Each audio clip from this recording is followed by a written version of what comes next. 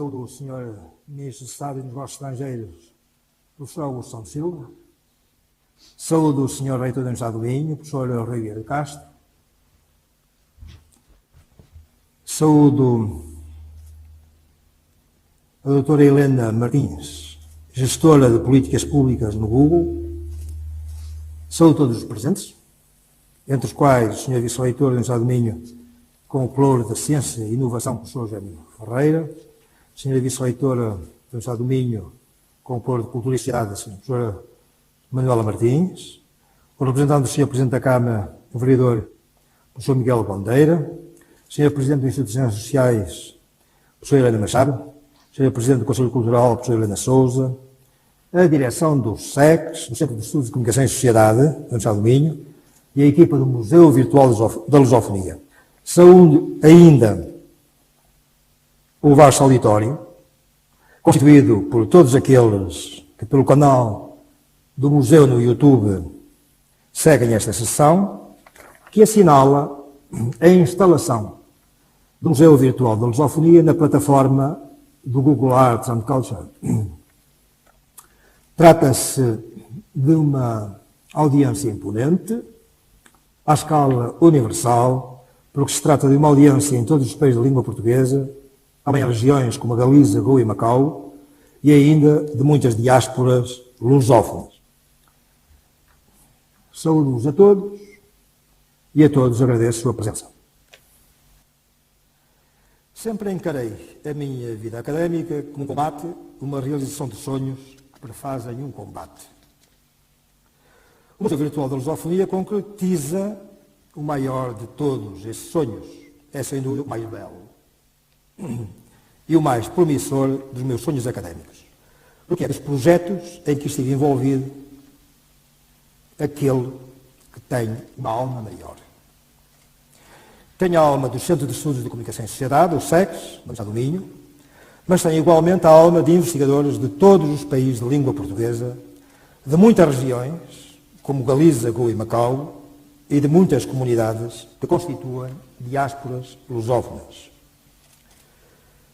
O Museu Virtual da Lusofonia não é, no entanto, apenas um projeto académico, um projeto de universidades, centros de investigação e investigadores.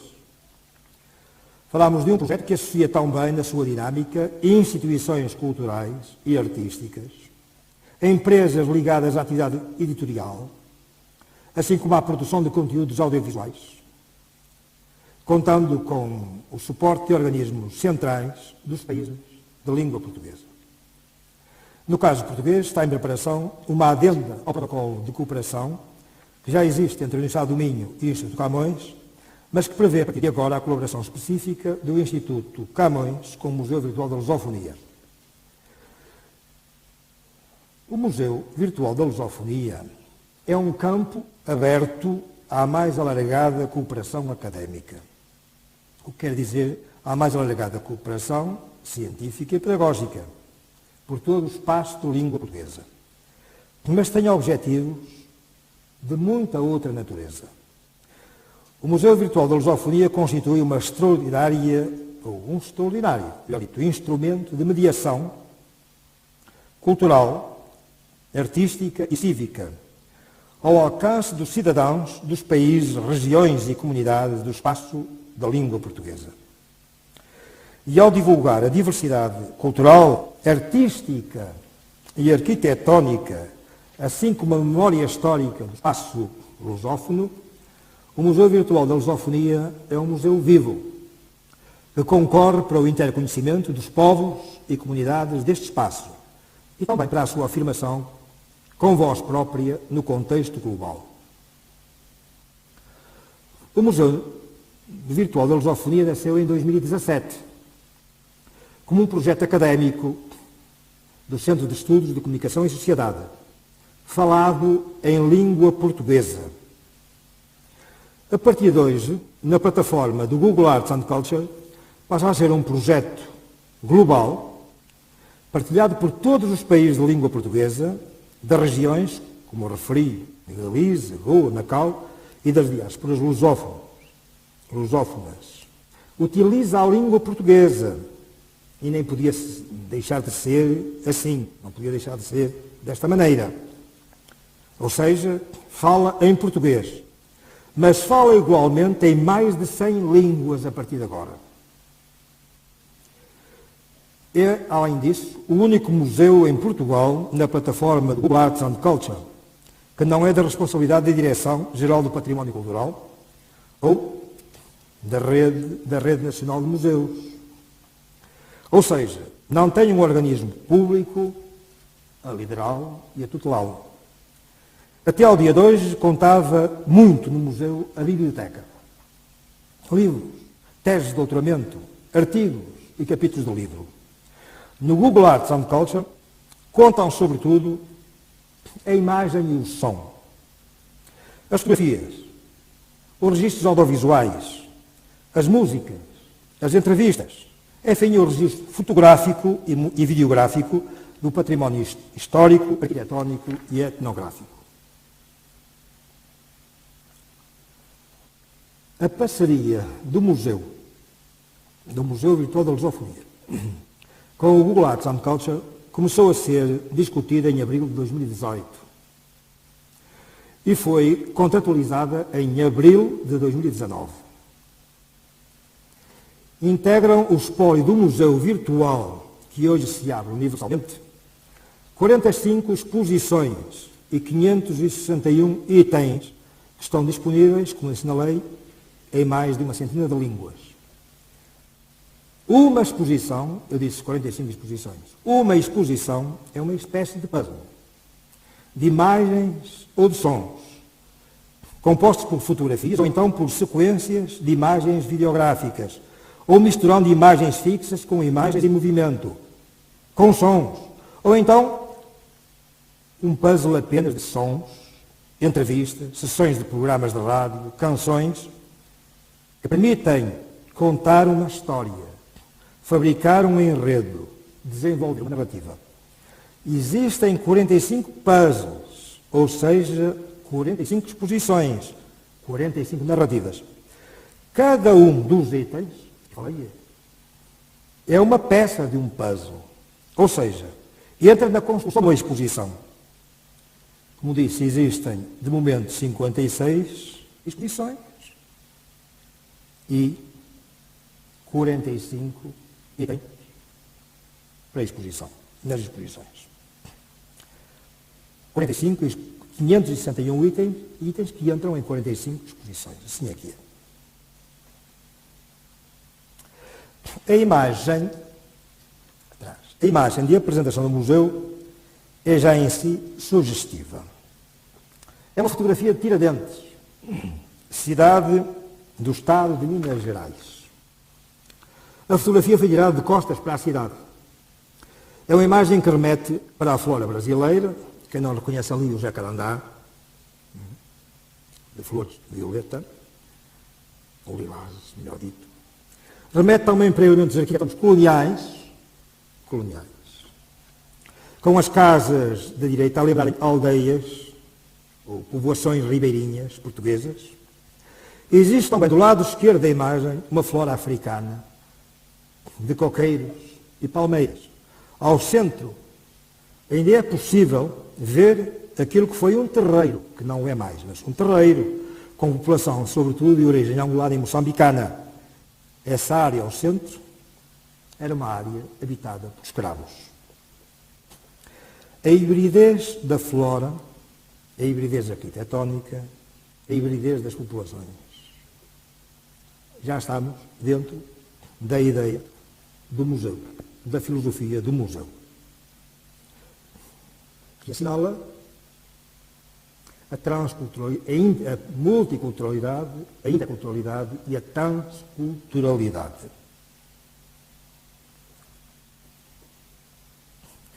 Assinala apenas como mostra, não é para analisar coisa nenhuma, duas exposições.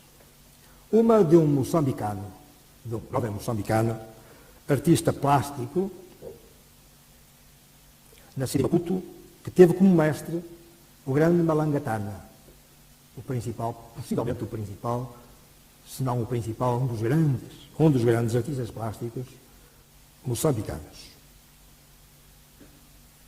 Naturalmente que fez exposições individuais, coletivas, mas é este o artista plástico e é esta a exposição.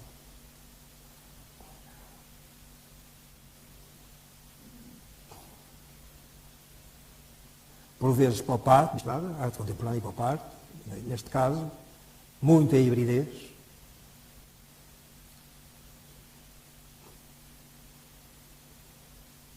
Sugestões do cotidiano também.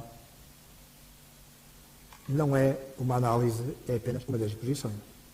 Cá está um conjunto de itens com uma narrativa, porque um conjunto de itens, 561 itens, que permite o trabalho de auditoria que é possível dentro do Museu Natural da Lusofonia. E, como eu digo, é na Universidade do Minho, mas o trabalho de auditoria passa a ser em todos os países da língua portuguesa, através dos colaboradores do museu. A outra é a festa da bugiada e da moriscada, também conhecida como festa de São João do Sobrado. É nos arredores do Porto, no norte de Portugal, uma vintena de quilómetros do Porto e 40 quilómetros de Braga. Realiza-se a 24 de junho. Ritualiza a disputa entre mouros, os morisqueiros, e cristãos, os bugios, pela figura milagrosa de São João Batista. É uma festa que tem, como é um São João, tem muitos epígonos, ou tem vários epígonos, no Brasil, pelo menos.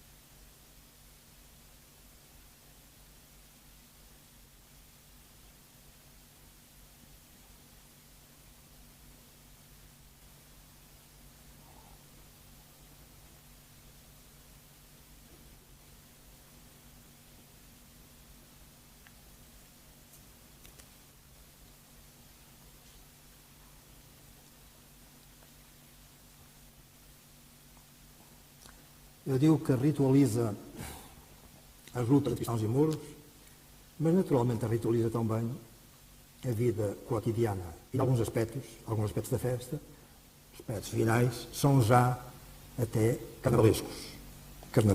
Mas não me compete analisar nada, isto é apenas parte de uma exposição.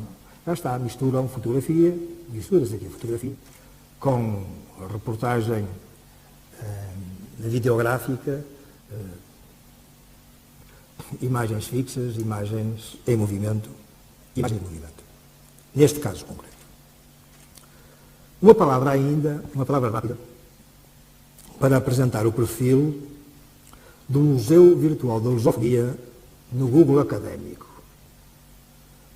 Há aqui os convidados presentes, grande parte deles são académicos, todos têm um perfil no Google académico, um perfil que pode ser público ou privado. Não há em Portugal, embora haja nos Estados Unidos, em Inglaterra, perfis temáticos, mas em Portugal este é o primeiro. O Museu Virtual da Lusofonia tem um perfil que se torna agora público. Quem constitui este museu? Aqueles que trabalham. É verdade que aqueles que trabalham sobre questões onde o outro, nós que somos feitos pela memória das experiências que temos, onde o outro é parte de nós e nós somos parte do outro. Mas há uma outra coisa, que é a cooperação que se faz, académica, ao nível, enfim, a cooperação que se faz. Os trabalhos académicos aparecem aqui. Naturalmente que o assento deste museu são as ciências da comunicação e os estudos culturais, é a comunicação intercultural. O centro é um centro de ciências sociais, mas é, antes de mais, um centro, é verdade, de ciências da comunicação e de estudos culturais. E, portanto, é este o ângulo de enfoque com o qual foi construído este perfil académico. Há que assinalar, no entanto, que todos, não virá a ser assim, imaginamos nós, mas todos os intervenientes neste contextos, neste perfil, integram a equipa do museu de há muitos anos. Eu estava em dizer, com uma nota pessoal, porque eu comecei com uma nota pessoal e termino se calhar com uma nota pessoal, porque aqui se encontram os académicos, é verdade, isto é sobretudo académicos, porque é isso que se trata, é um perfil no Google académico, são sobretudo, são académicos que me ajudaram a construir o sonho. Está aqui parte da história portuguesa de ciências da comunicação, aqueles que realizaram os primeiros congressos de estudos lusófonos, de ciências lusófonas. O primeiro em 97, Bragança de Miranda, o segundo foi no Brasil, o terceiro, eu próprio, o quarto, António Fidalgo, mais antigo daqui esse luso-angolano, José Carlos Venâncio, enfim, e depois por aí adiante, os brasileiros, Cecília Peruso, está ali um homem que representa muito para a comunidade, para a constituição da comunidade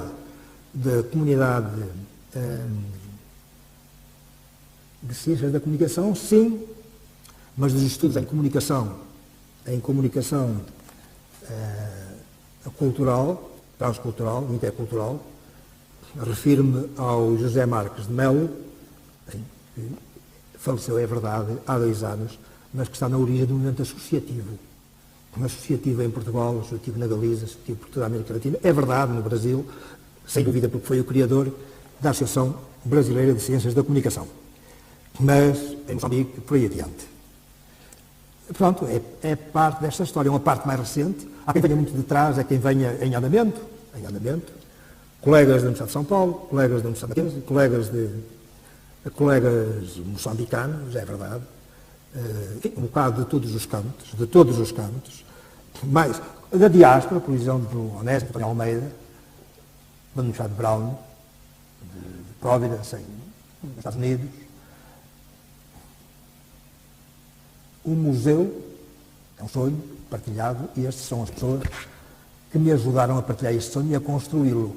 Ora bem, daqui para diante é que o sonho vale a pena ser vivido, porque são criadas as condições para, com voz própria, afirmarmos várias coisas. O português como língua de ciência é uma delas, e depois a cooperação e a partir do trabalho académico que permite criarmos uma comunidade com sonhos comuns. É isso a cooperação académica. E temos criado as condições no Google Arts and Culture, temos criado as condições para desenvolver esse sonho. Muito obrigado.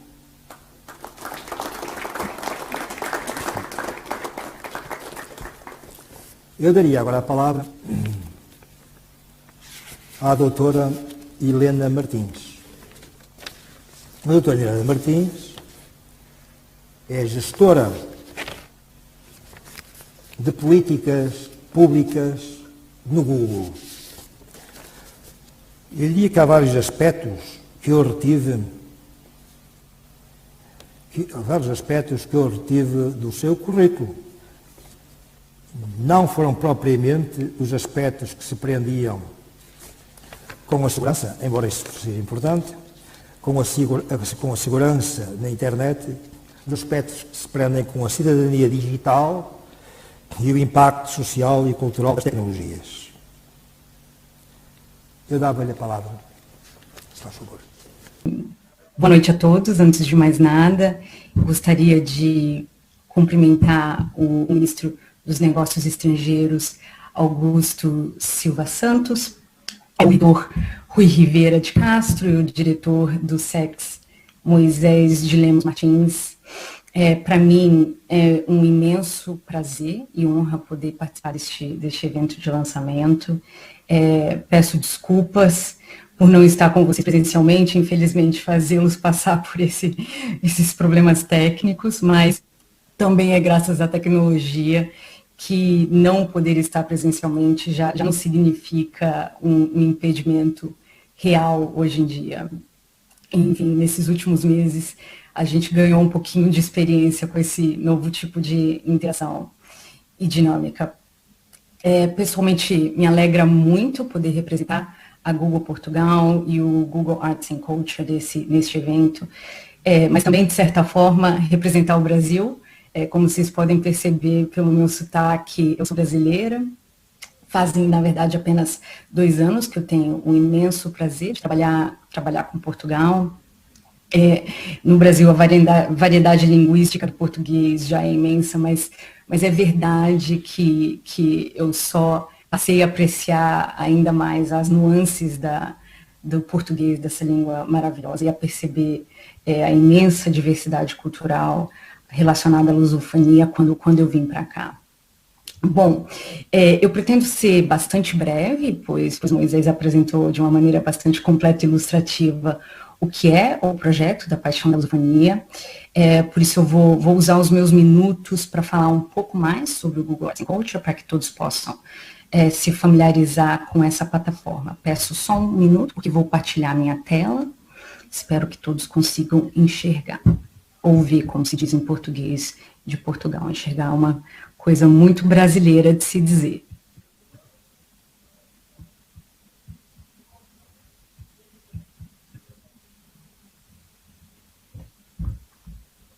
Bom, espero que todos consigam ver a apresentação. Ups, infelizmente meus slides correram. Deixa eu voltar aqui para o início. O Google Arts and Culture é um dos diversos projetos que desenvolvemos em Portugal e que, na nossa visão, na visão da Google Portugal, se alinha diretamente com a estratégia do governo português de acelerar a transformação digital do país.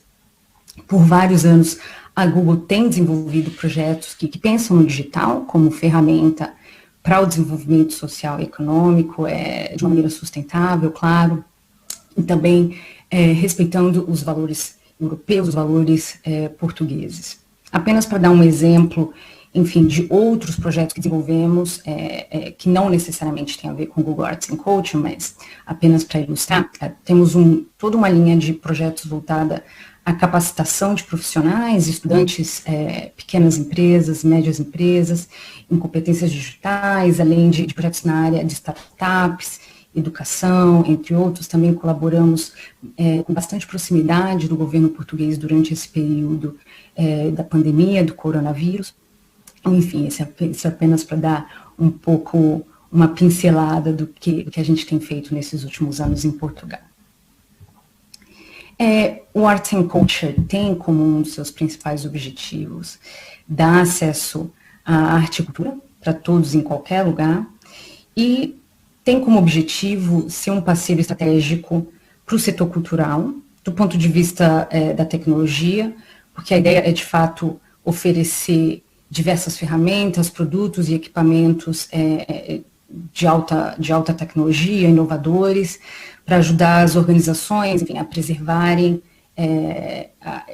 suas riquezas culturais, seus objetos culturais, mas também a criarem experiências culturais online.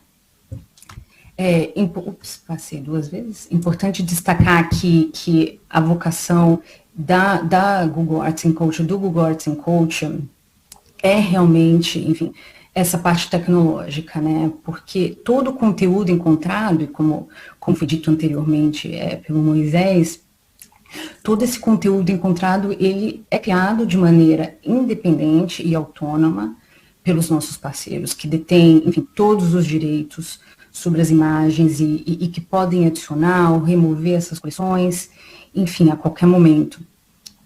A nossa ideia é realmente respeitar inteiramente os valores e objetivos dos nossos parceiros e a nossa contribuição fica, enfim, restrita ou limitada a essa parte tecnológica. Eu vou lhes mostrar um vídeo, um rápido vídeo, ele é bastante rápido, tem 1 minuto e meio, e que sumariza visualmente a diversidade existente hoje em dia no Arts and Culture.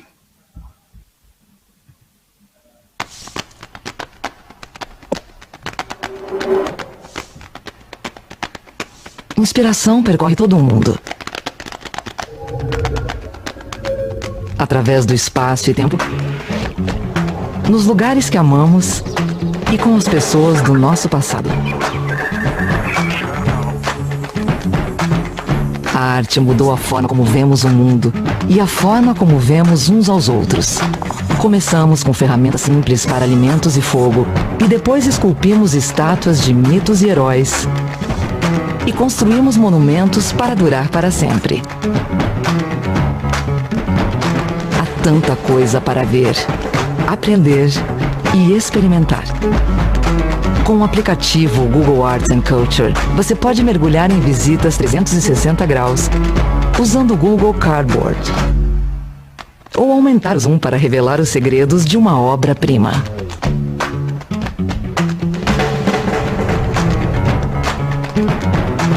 Descubra momentos de inspiração, personalidades e maravilhas artísticas.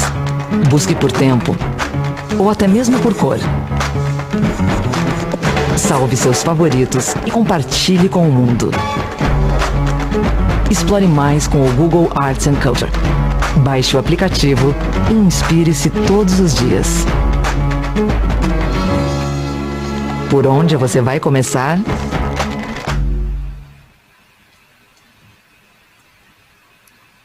Bom, com o Arts and Culture, como vocês puderam ver, qualquer pessoa pode acessar a partir do seu computador, a partir do seu telemóvel, toda essa diversidade de conteúdo, a qualquer momento, partilhar com sua família, criar sua própria coleção. Inclusive, aproveito para mencionar que no ano passado, e talvez tenha sido mencionado antes, mas eu tive um probleminha no começo, não estava conseguindo escutar muito bem, mas talvez tenha sido mencionado que no ano passado nós tivemos a oportunidade de anunciar uma parceria com o Ministério da Cultura, em que a gente lançou uma imensa coleção que trata da herança cultural portuguesa e que, enfim, pode ser acessada agora mesmo na plataforma. A plataforma disponibiliza uma série de expressões artísticas e também de lugares históricos. É possível encontrar street art, artesanato, artes performáticas, objetos, esculturas, enfim, é realmente muito interessante e dá para se perder por horas na plataforma por conta dessa diversidade que é possível encontrar lá. Para dar uma ideia de números da plataforma, temos mais de 6 milhões de artefatos, ou seja, itens, objetos, mais de 3.700 exposições, mais de 2.000 parceiros ao redor do mundo, e também, enfim, esses parceiros se encontram em mais de 80 países. E a gente também tem uma versão na plataforma que é uma versão interativa, são tours imersivos, que vocês podem acessar utilizando um cardboard, que é uma versão super barata desses óculos imersivos, mas também é possível comprar versões um pouco mais avançadas. E convido a todos também a terem essa experiência, que é algo muito interessante. Bom, em relação à paixão da língua portuguesa, que é esse projeto que nós estamos fazendo com a Universidade do Minho, e como já foi dito antes, esse projeto reúne mais de 45 exposições digitais, com mais de 400 fotografias e mais de 160 vídeos. E claro, como não podia deixar de ser, é um projeto que abarca conteúdo artístico histórico para além de Portugal, incluindo Angola, Cabo Verde, Guiné-Bissau, Moçambique, São Tomé e Príncipe, enfim, Brasil, claro. E nada disso seria possível sem essa colaboração com a Universidade do Minho, que é uma das instituições que enfim, estão melhor posicionadas para preservar e contar a história cultural da lusofonia. E nesse projeto, realmente, já foi dito anteriormente, vocês puderam ver na apresentação anterior, que é possível acessar uma grande diversidade de conteúdo, escutar diferentes sotaques, por exemplo, nos programas de rádio e filmes que estão disponibilizados. Vocês podem também revisitar o passado de Portugal, viajar pelas regiões que falam português ao redor do mundo e com certeza descobrir inúmeras curiosidades sobre a cultura lusófona. Eu deixo aqui um convite a todos para conhecerem o Arts and Culture, para conhecerem a paixão da lusofonia, mas, enfim, explorarem toda essa grande diversidade de conteúdo que se encontra na plataforma. Agradecer mais uma vez à Universidade do Minho, essa colaboração incrível e única que foi desenvolvida. Também convido a todos a ficarem atenados, porque seguimos trabalhando com diversos parceiros em Portugal, projetos interessantíssimos que vão vir por aí, inclusive menciono aqui muito, talvez nem devesse mencionar, mas vou dar esse spoiler, que temos um projeto que está em desenvolvimento atualmente com o Ministério da Cultura e que em breve esperamos poder anunciar durante a presidência portuguesa do Conselho da União Europeia. Enfim, agradeço mais uma vez e espero que todos tenham uma ótima noite.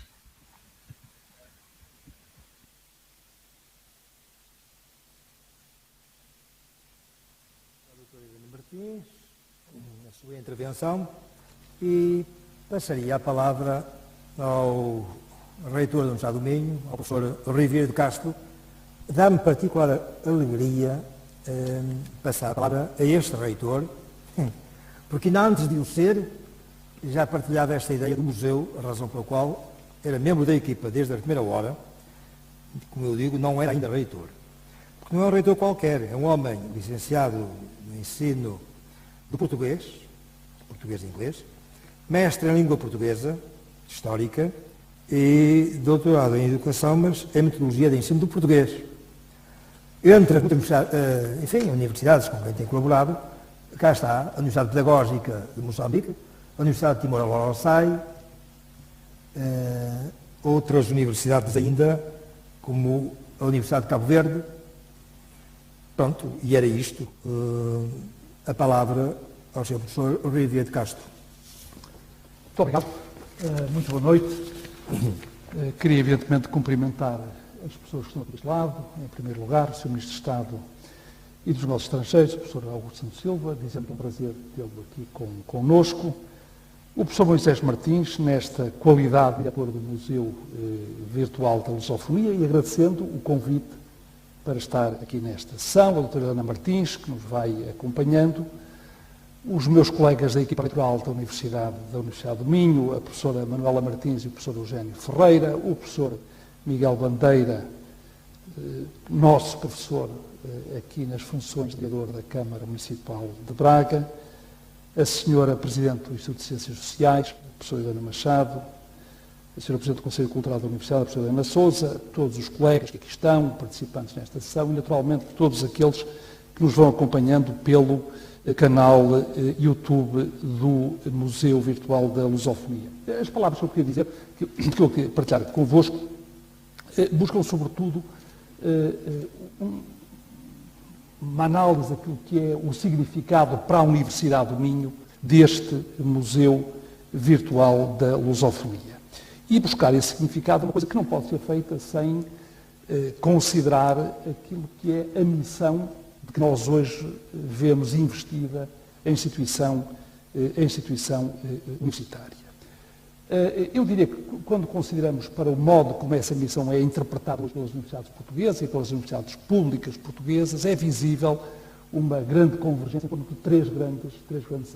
Não é? Dois que correspondem àquilo que é uma missão, porventura, mais tradicional das instituições, não é? Fundamentalmente a promoção da educação superior das pessoas, entendida de uma forma cada vez mais complexa, incluindo dimensões éticas, culturais, científicas, artísticas, técnicas, profissionais, etc.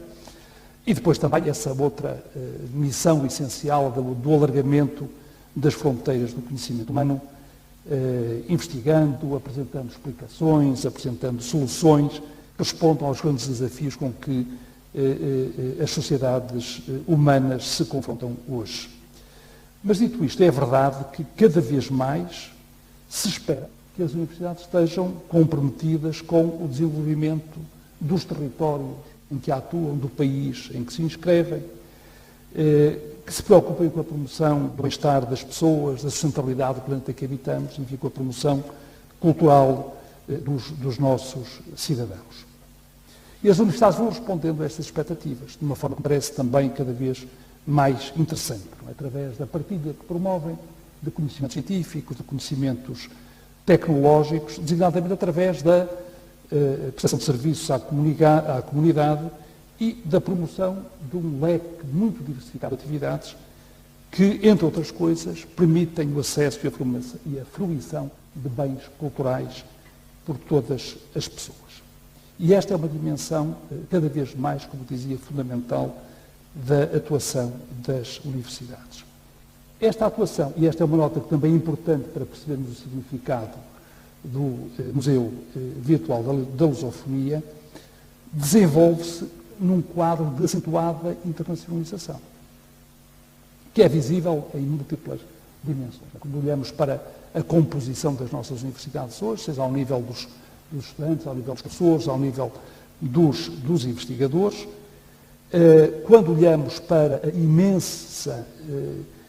imensidão de projetos de ensino e de investigação que são desenvolvidos em associação com universidades estrangeiras, quando olhamos para o que representa hoje na produção científica das nossas instituições a atividade de investigação e os produtos de investigação cada vez mais resultado de partilhas com colegas de outras origens geográficas. Isto é, a internacionalização é hoje uma dimensão absolutamente essencial às universidades, e as universidades tornaram-se nas instituições mais internacionalizadas do nosso país.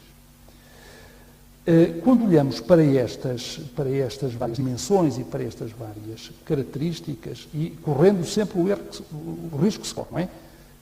Próprio do juízo em causa própria, eu diria que a Universidade do Minho tem interpretado de uma forma muito particular este terceiro eixo de missão, e é esse que eu me queria referir, através de uma intensíssima atividade de interação com atores sociais, económicos, culturais, e que envolvem frequentemente parceiros estrangeiros. E falo, inclusive, através de unidades específicas, unidades próprias que têm para este efeito. Esta casa onde nós estamos aqui hoje, o Museu Nogueira da Silva, é um bom exemplo.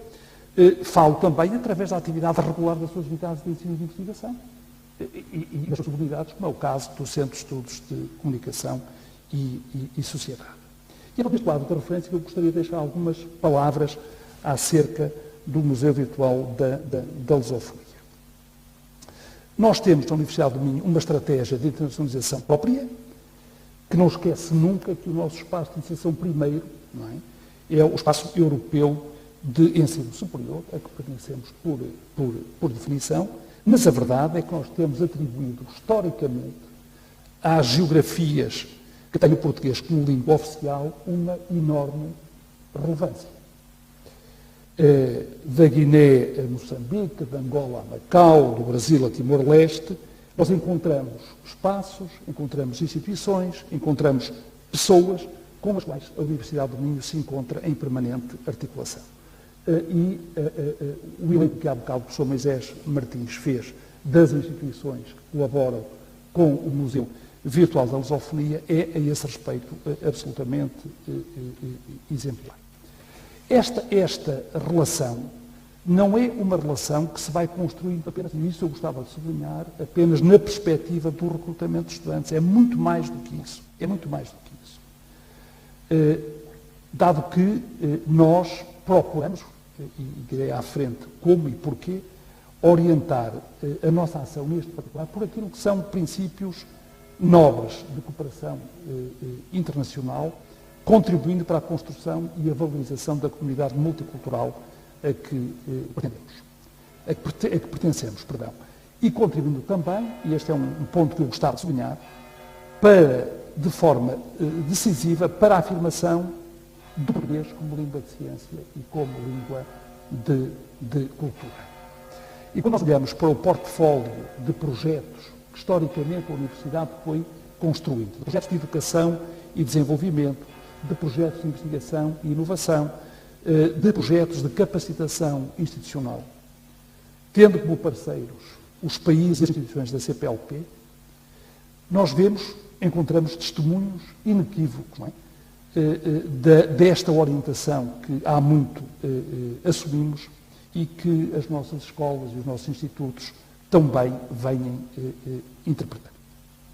E, portanto, neste quadro, o Museu Virtual da Lusofonia é um excelente exemplo, é mais um excelente exemplo do que são as práticas de cooperação, de internacionalização e de promoção cultural que preferimos.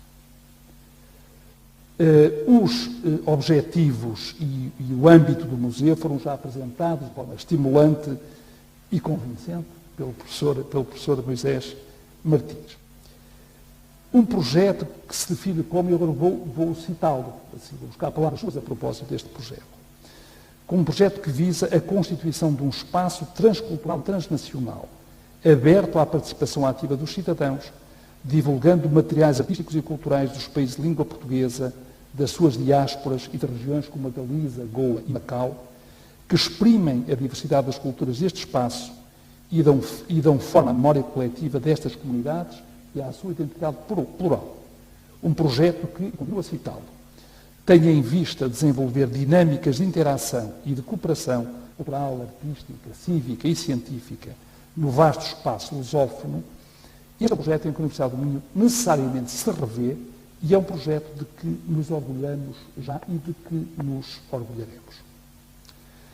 Por tudo isto, cabe aqui uma palavra especial. Um obrigado ao professor Moisés Martins, que foi o grande mentor e obreiro deste projeto. De há muito, que eu vou falar com muito entusiasmo também, do Museu Virtual. E este é um sonho que, como se vê, se vai concretizando. E nesta concretização é a própria Universidade do Minho que se robustece. E essa é uma razão para estarmos muito felizes por este momento que estamos hoje aqui a viver. E por isso, enquanto reitor da instituição, quero deixar uma palavra, um obrigado ao professor Moisés Martins, ao Centro de Estudos de Comunicação e Sociedade e ao Instituto de Ciências Sociais, por mais este contributo que dão à afirmação da Universidade do Minho. A todos, muito obrigado.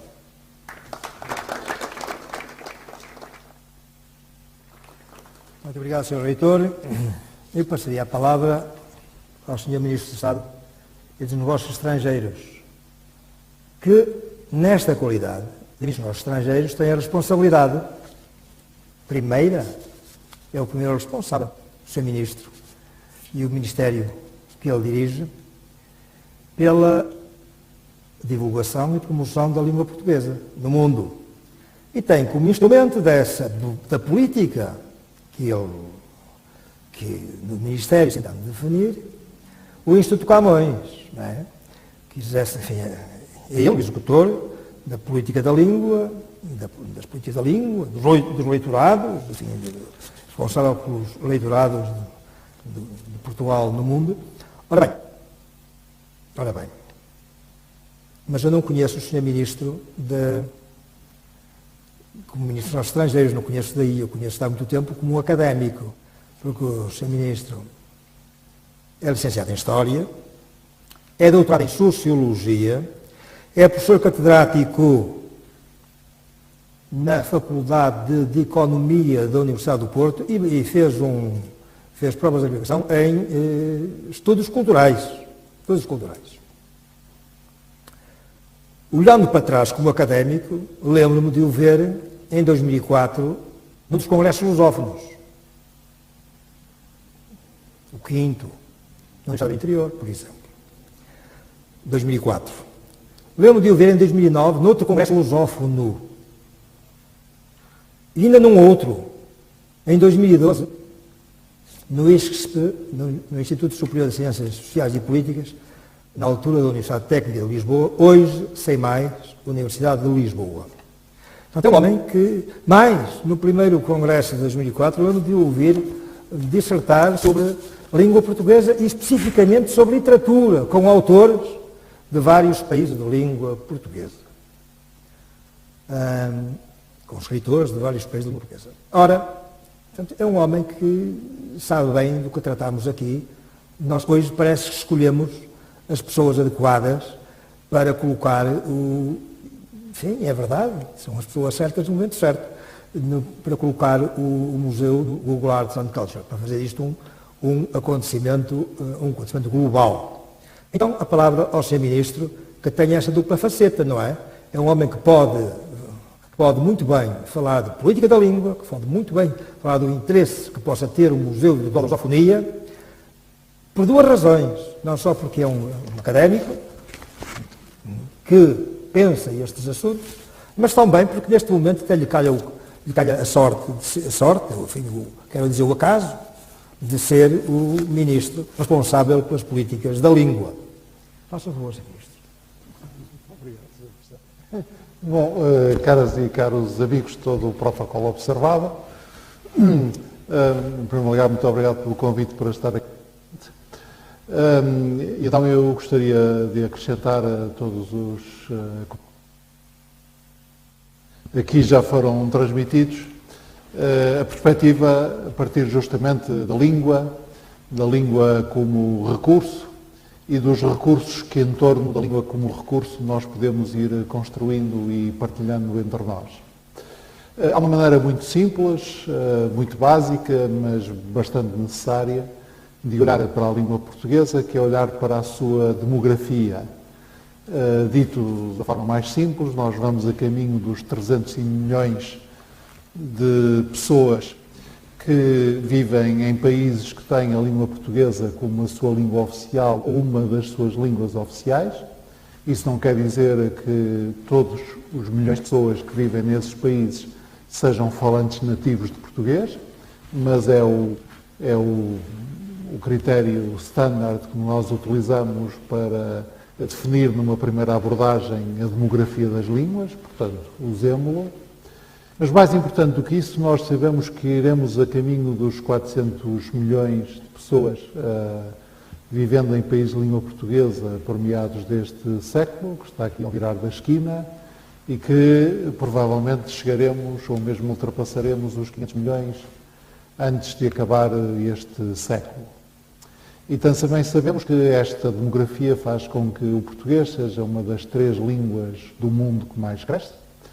E também sabemos que esta demografia é ao mesmo tempo esta dinâmica demográfica é ao mesmo tempo uma dinâmica geográfica. Basta pensar que quando eu iniciei funções há quase 5 anos, podia e devia dizer que 4/5 dos falantes de português viviam no Brasil e hoje já não posso dizer assim.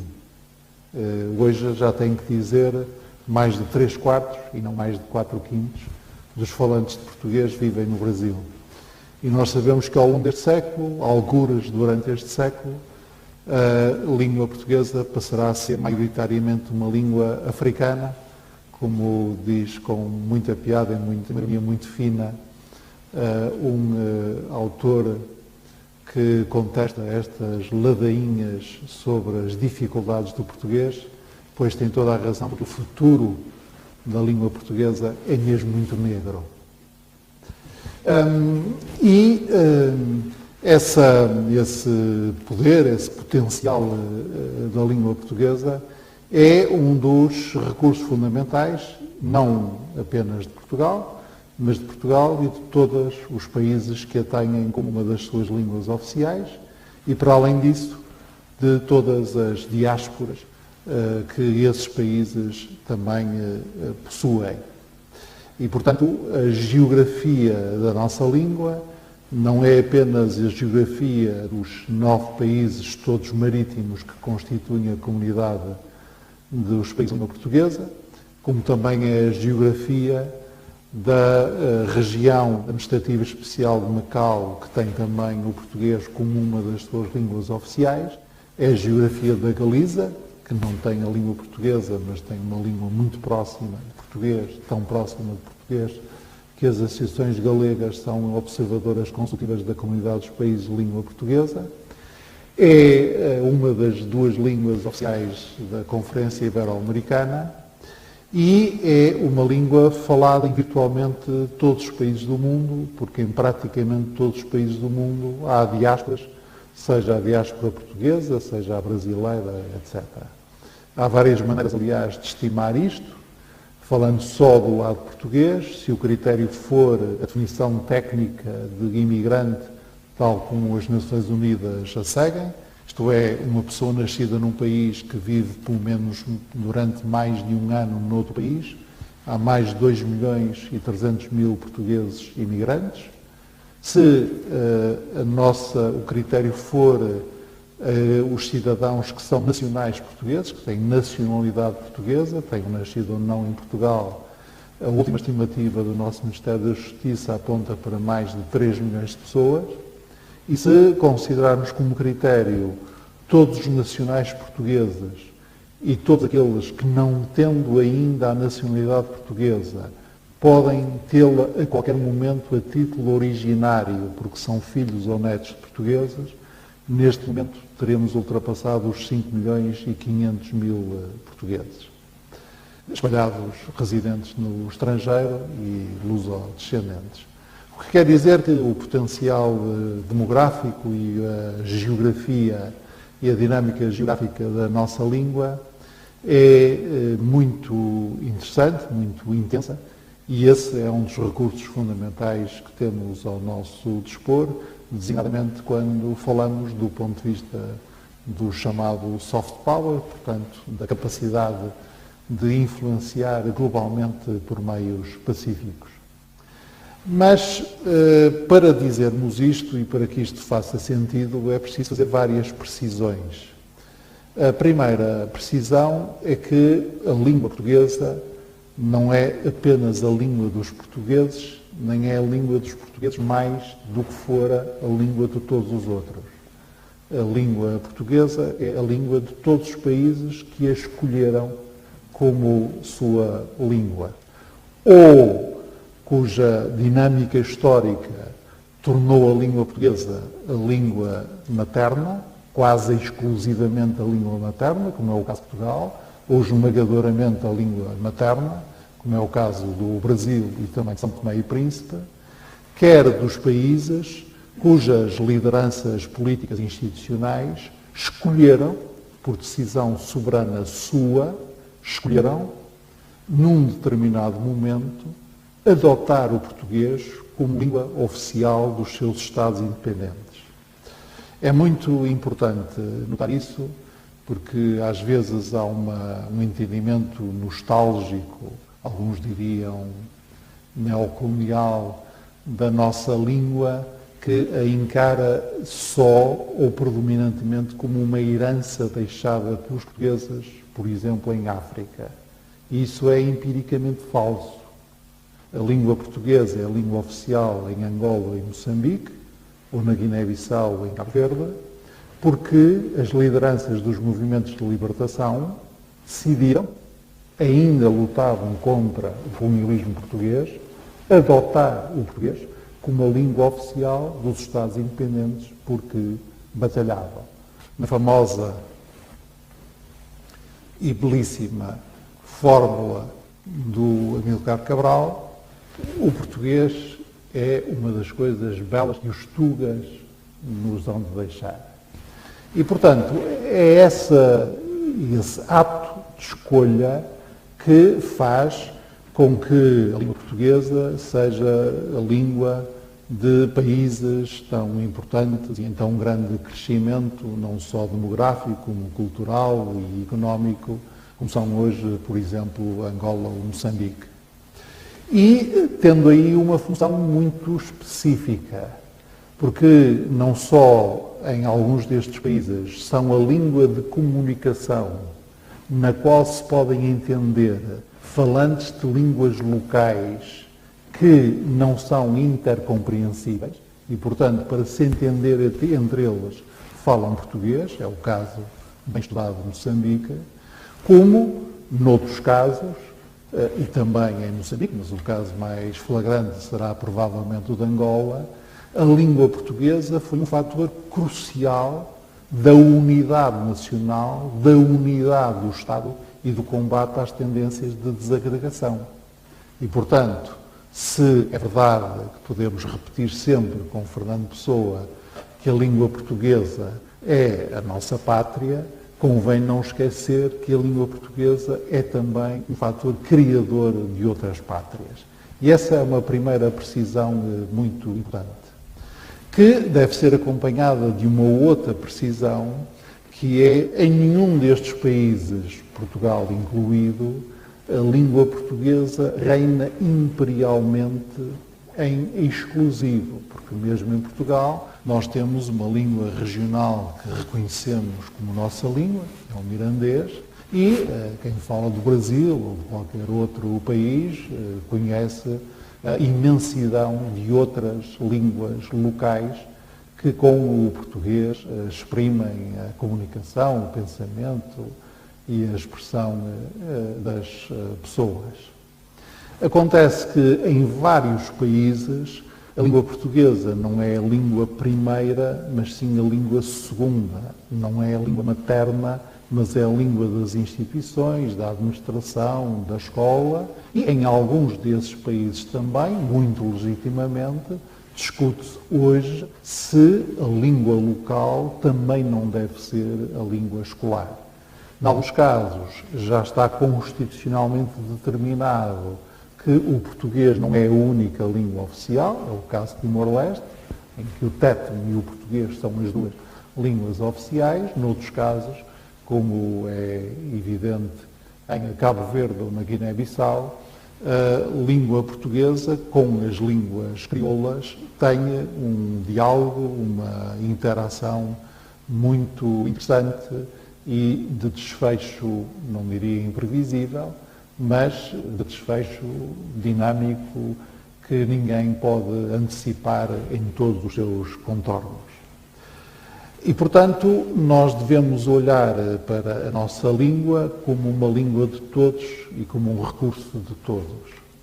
Mas precisamos de uma terceira precisão, que é de que este recurso comum é um recurso suficientemente plástico, suficientemente multiforme para ser precisamente um recurso comum. E, portanto, a fórmula do Pessoa, minha pátria é a língua portuguesa, foi muito bem corrigida por Mia Couto, quando Mia Couto disse sim, mas a minha pátria é a minha língua portuguesa, é a minha variedade da língua portuguesa. É a língua portuguesa tal como ela vai sendo recriada, quer pelo falar normal, habitual das pessoas, quer pelo meu próprio, Mia Couto, labor literário, porque também isso transforma a língua portuguesa que nós conhecemos, deve muito ao Padre António Vieira, e a língua portuguesa que nós conhecemos hoje no fim do século XX deve muito ao Mia Couto, ao Landino, ao Guimarães Rosa, a tantos outros. Portanto, entendendo assim desta forma lata, a língua, a lusofonia que se constrói nessa partilha da língua, que nós podemos projetar a nossa língua no futuro, nossa de nós todos e nossa de nós todos nas diferentes variedades que a língua portuguesa, como língua multicêntrica, tem e desenvolve. E eu não tenho a mínima dúvida, tento, aliás, numa pequena vaidade pessoal, que isso ainda possa acontecer comigo, que será um momento histórico, um momento em que haverá pela primeira vez, para além da dicionarização da língua que hoje se faz nos dicionários em Portugal e para além da dicionarização da língua que se faz hoje nos dicionários no Brasil, porque só no Brasil e só em Portugal se publicam dicionários da língua portuguesa, possa haver pela primeira vez um dicionário da língua portuguesa em Moçambique ou em qualquer outro país africano. Será um passo mais que nós daremos nesta compreensão deste futuro tão negro da língua portuguesa. Isto que é um recurso muito importante, é um recurso também multímodo do ponto de vista funcional, isto é, do ponto de vista da resposta à pergunta para que serve, em que é empregado, para que é usado. É uma língua, como todas as línguas, é uma língua que, segundo o outro, define os limites do nosso mundo, portanto é um veículo de pensamento, nós pensamos de forma diferente consoante a língua em que pensamos, é uma língua de expressão, é uma língua de comunicação, é uma língua de socialização, é uma língua de cultura, é uma língua de negócios, é uma língua veículo institucional, é uma língua de ciência e de conhecimento, tudo isso é certamente, e por isso mesmo, por exemplo, a orientação do Instituto de Camões, enquanto um instituto responsável pela difusão das culturas de língua portuguesa, quando organiza a participação portuguesa em qualquer feira do livro internacional, a orientação é sempre convidar não apenas autores portugueses de língua portuguesa, como também autores não portugueses, designadamente africanos e brasileiros, de língua portuguesa. Porque é esse universo em que, do ponto de vista linguístico e cultural, nós nos sentimos melhor. Agora, nada disto é dado e tudo isto pode ser erudido e até, em certas circunstâncias, perdido.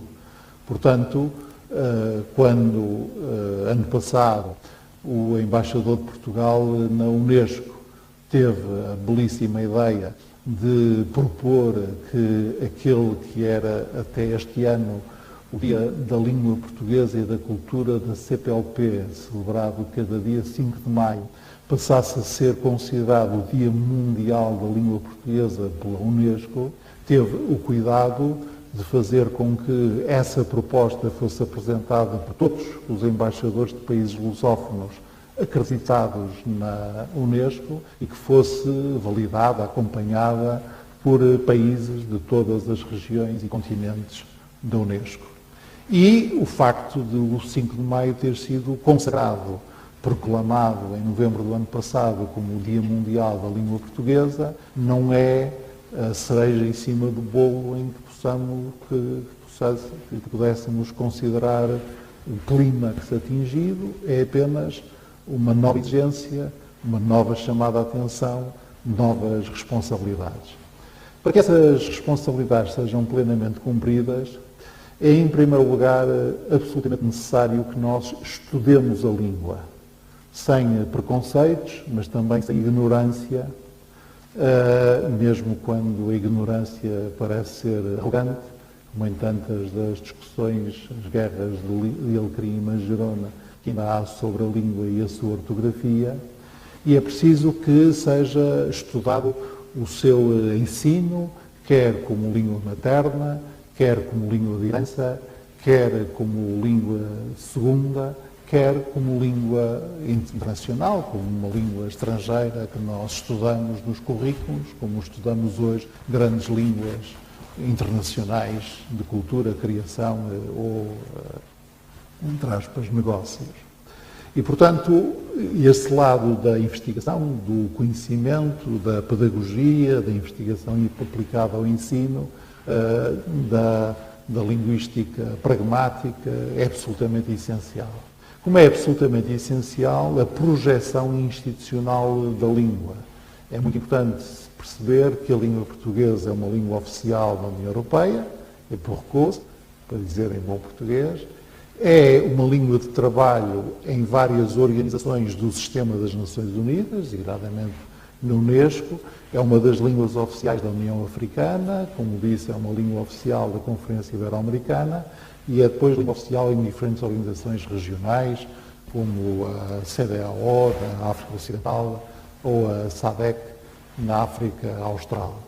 E é muito importante que nós desenvolvamos esta projeção institucional da língua e por isso é muito importante que, desde há 3 anos, Portugal e o Brasil cooperem para que a língua portuguesa seja uma das línguas presentes na Escola de Línguas das Nações Unidas em Nova Iorque, como é muito importante o que vai acontecer a partir de segunda-feira, que é o início das atividades da Escola Anglo-Portuguesa de Londres, que é a primeira escola de educação bilingue em português e em inglês, pertencente ao sistema público britânico e com o apoio do Estado português, dirigida justamente para as pessoas que têm essa dupla condição.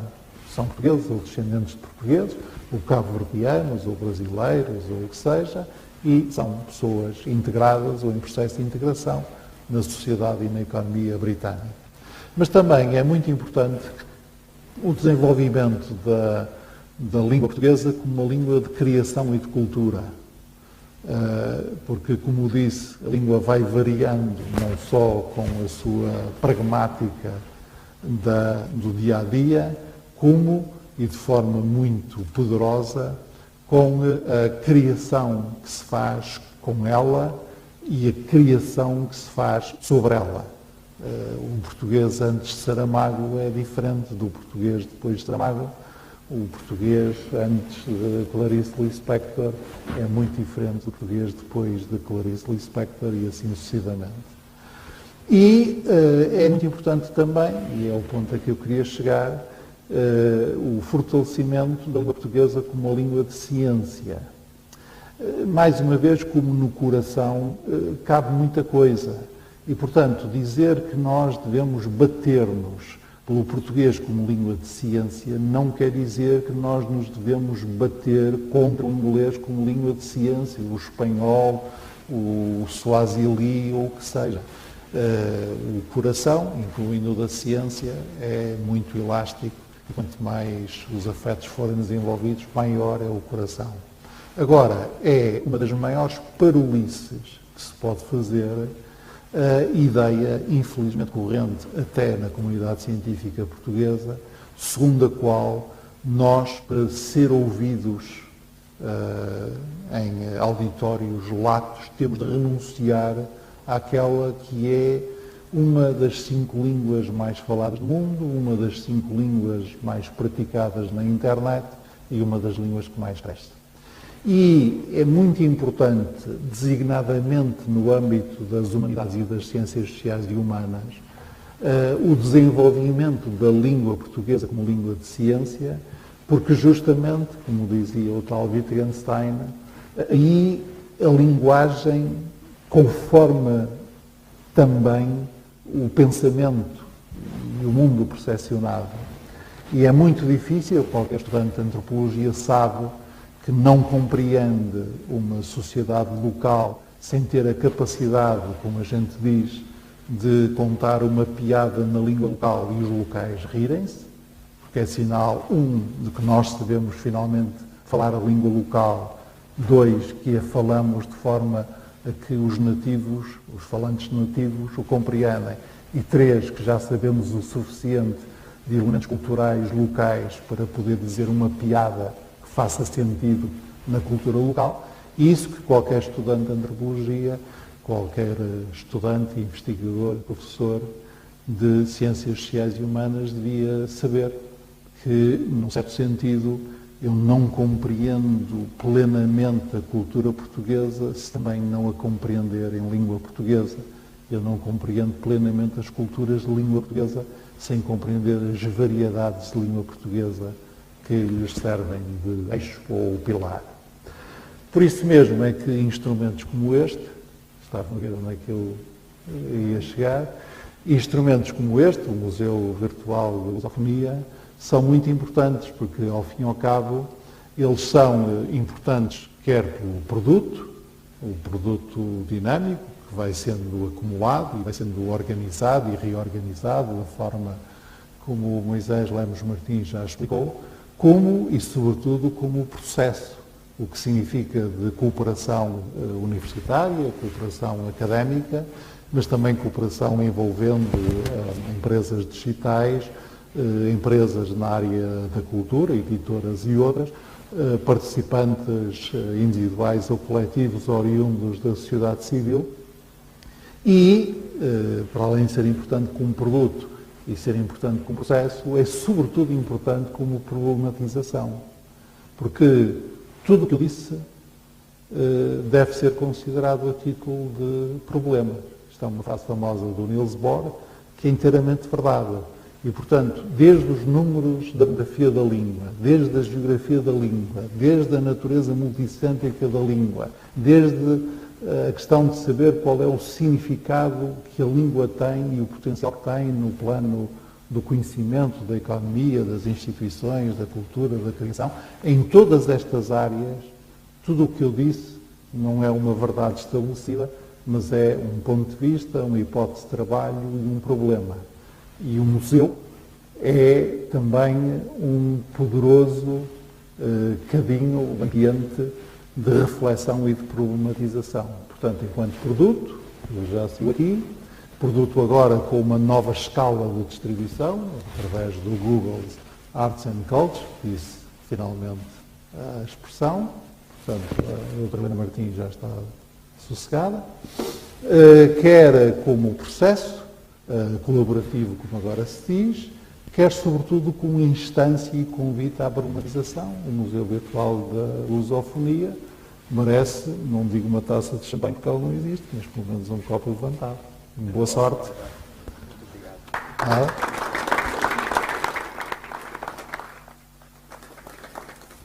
Maravilha. Sendo assim, não tenho que me apressar para poder levantar o copo. Não, calma aí ainda.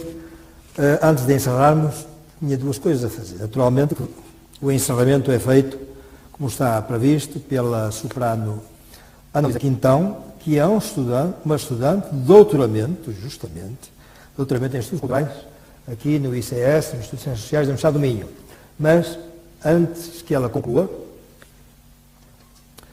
este nosso encontro, do lançamento do Museu de Lusofonia no Google Arts and Culture, eu tinha um agradecimento particular a fazer à equipa do Museu Virtual de Lusofonia que trabalhou no sentido da transição do museu para esta plataforma do Google, o Google Arts and Culture, e eu, muito particularmente, queria fazer um agradecimento ao Fernando Lopes, que também é um doutorando, é um engenheiro, mas é um doutorando de Ciências da Comunicação. Espera-se que possa defender o doutoramento, não é de Ciências da Comunicação, peço desculpa, de Estudos Culturais, espera-se que possa fazer o doutoramento agora em outubro, e que tem trabalhado afanosamente no sentido de levar as coisas a este porto. E também o interlocutor principal que o Google teve, que é o Tiago Carrapatoso, o interlocutor no Google, que durante 2 anos, enfim, muitas canções nos deu, mas nós também lhe demos a ele umas tantas. Foi um trabalho, enfim, um processo que terminou bem, e também, então sim, também levanto o copo, fazendo um brinde pelo nosso trabalho. A palavra não, então o encerramento, a Ana-Luísa Quintão.